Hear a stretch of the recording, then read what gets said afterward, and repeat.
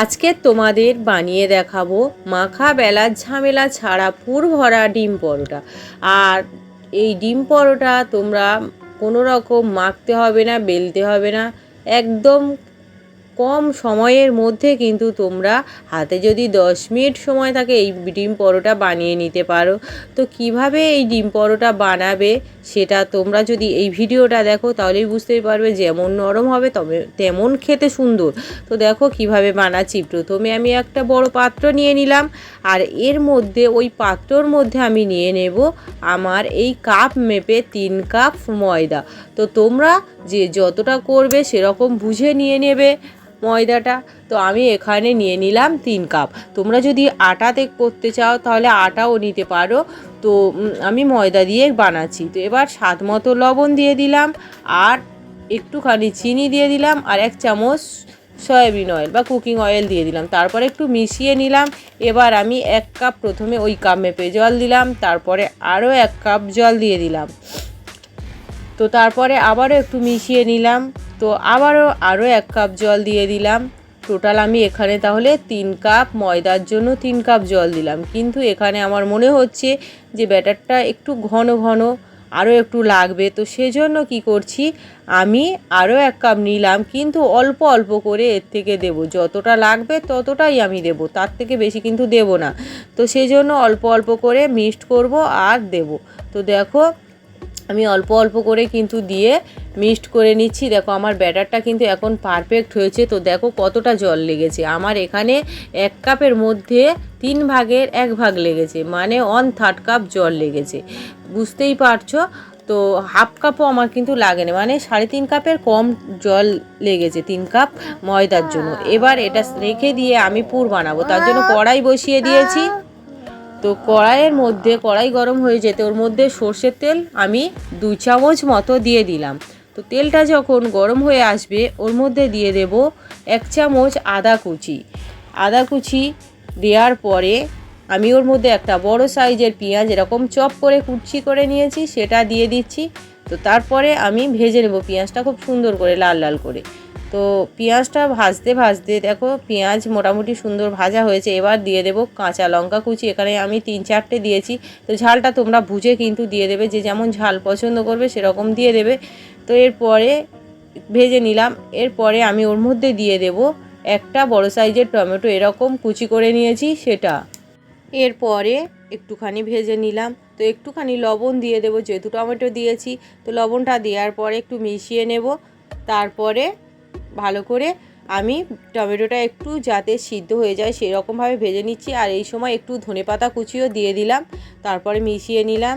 দেখো তো এবার আমি টমেটো মোটামুটি আমার সিদ্ধ হয়ে গিয়েছে। তো এবার একটুখানি রঙের জন্য হলুদ গুঁড়ো আর একটু অল্প সামান্য লঙ্কার গুঁড়ো দিয়ে দিলাম, তাহলে রঙটা সুন্দর হবে। তো তারপরে মিশিয়ে নিলাম। এরপরে ওর মধ্যে দেখো আমার মোটামুটি টমেটোটা হয়ে গিয়েছে। তো ডিমটা ফাটিয়ে দিয়ে দেবো। ডিম এখানে আমি নিয়েছি 2 পিস ডিম আমি ফাটিয়ে দিয়ে দিচ্ছি। তারপরে মিশিয়ে নেব। এরপরে ভালো করে মিশিয়ে নিচ্ছি। দেখো তো এইভাবে ডিমের পুরটা কিন্তু আমি রেডি করে নিচ্ছি। তো এটা উল্টে পাল্টে কিন্তু এইভাবে আমি পুরটা রেডি করে, যখন একদম মানে ডিমটা এরকম ঝরঝরে হয়ে যাবে তো তখনই বুঝে নিতে হবে হয়ে গেছে। তো নামানোর আগে একটুখানি 1 পিঞ্চ মতো মানে শাহি গরম মশলা দিয়ে দিলাম, তাহলে খেতে কিন্তু খুব সুন্দর হবে, পরোটার টেস্টটা আরও বেড়ে যাবে। তো তারপরে দেখো একদম ঝরঝরে হয়ে গেছে, ঝুরি ঝুরি মতো হয়ে গেছে। তো এবার আমি পুরটা নামিয়ে নেব। পুর কিন্তু আমার রেডি হয়ে গিয়েছে, আমি নামিয়ে নেব। এবার আমি একটা ননস্টিকের তাওয়া বসিয়ে দিয়েছি গ্যাসের উপর। আর ব্যাটাটা দেখো, আরও ব্যাটাটা আমি একটু ফেটিয়ে নিলাম, আর চামচ দিয়ে পিছনে উল্টে দেখালাম কেমন ঘনত্বের হয়েছে। তো এবার আমি একটুখানি তেল দিয়ে দিলাম, তারপরে একটু লাগিয়ে দিলাম তাওয়াতে। তারপরে 1 হাতা ব্যাটার ওর মধ্যে দিয়ে দেব। তারপরে একটুখানি হ্যান্ডেলটা ধরে এইভাবে ঝাঁকিয়ে দিলেই কিন্তু এটা অলরেডি মানে রুটির শেপে হয়ে যাবে। তো তারপরে এটা যখন উপরটা শুকিয়ে আসবে, এরকম ড্রাই হয়ে যাবে, তখন এটা আমি উল্টে দেব। উল্টে মোটামুটি দেখো উপরটা ড্রাই হয়ে এসছে। তো উল্টে দিলাম।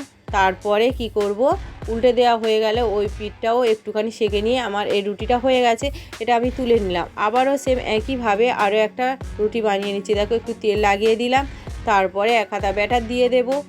তো 1 হাতা ব্যাটার দেওয়ার পরে একটু ঝাঁকিয়ে দিচ্ছি, দেখো রুটির শেপও হয়ে গেল। তো এরপরে উপরটা যখন ড্রাই হয়ে আসবে আবারও তখন উল্টে দেব। তো উপরটা দেখো, দেখে বুঝতেই পারছো আস্তে আস্তে কিন্তু ড্রাই হয়ে আসছে। তো এবার কিন্তু আমি এটা উল্টে দেব।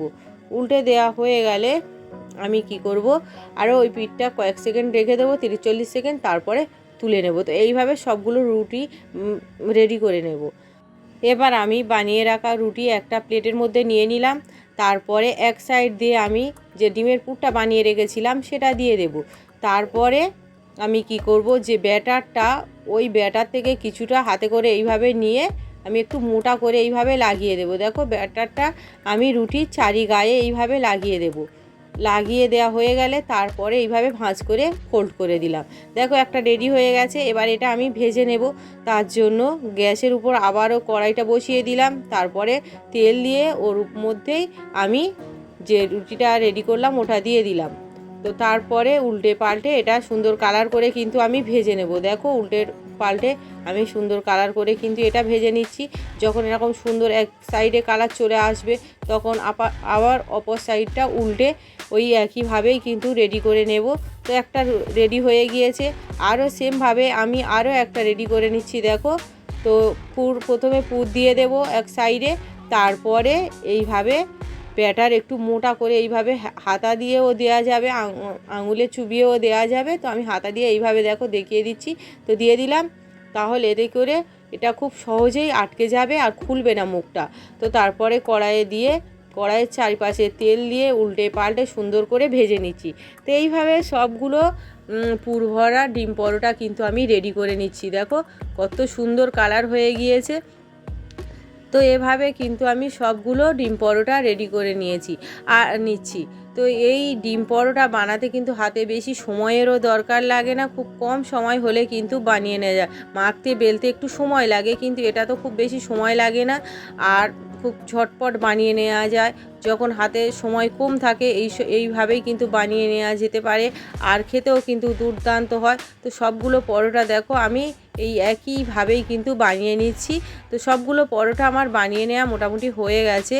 তো দেখো দেখতে কতটা সুন্দর হয়েছে, আর যেমন নরম তেমন কিন্তু খেতে দুর্দান্ত। তো এটা তোমরা বাচ্চা বড় প্রত্যেকের টিফিনেও দিতে পারো, সকালে ব্রেকফাস্টেও রাখতে পারো, খেতে অসাধারণ, বা রাত্রেবেলাও রাখতে পারো এই রেসিপিটা। তো তোমাদের যদি এই রেসিপিটা ভালো লাগে তাহলে প্লিজ আমার চ্যানেলকে লাইক, কমেন্ট, শেয়ার। আর দেখো একটা কেটে দেখাচ্ছি, কতটা সুন্দর হয়েছে ভিতরটা, দেখে বুঝতেই পারছো কতটা সুন্দর হয়েছে।